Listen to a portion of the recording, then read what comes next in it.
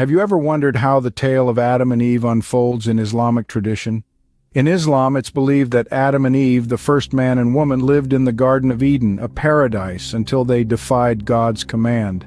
The forbidden fruit from the tree was not to be touched, yet they were tempted and gave in. The Quran, however, does not explicitly state the form of this tempter, merely referring to it as shaitan or Satan. In various interpretations of this tale, the serpent often emerges as a symbol of Satan's manifestation or influence. The serpent, synonymous with temptation, cunning, and deceit, is believed to have led Eve astray. Contrarily, peacocks, though not directly mentioned in the Quranic narrative of Adam and Eve's expulsion, have found their place in other Islamic historical narratives.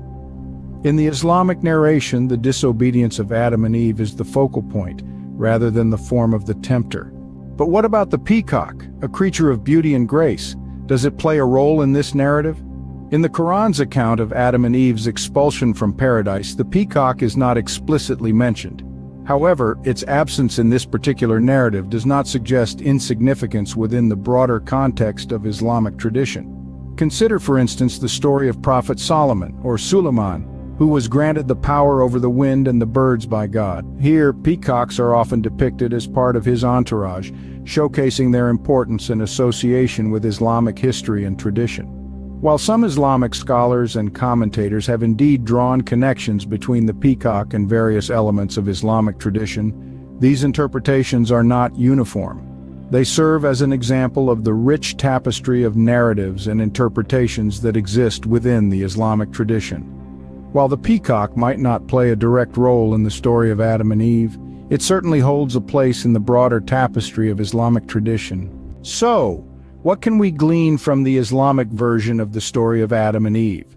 This tale, while bearing some similarities to other religious narratives, emphasizes the importance of obedience to God's commands.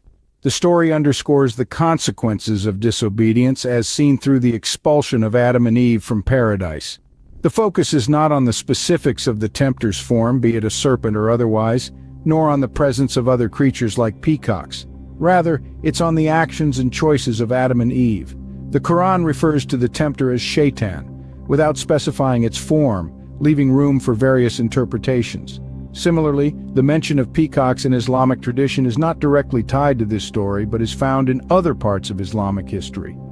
In the end, the story of Adam and Eve in Islam serves as a reminder of the importance of obedience and the consequences of straying from God's commands.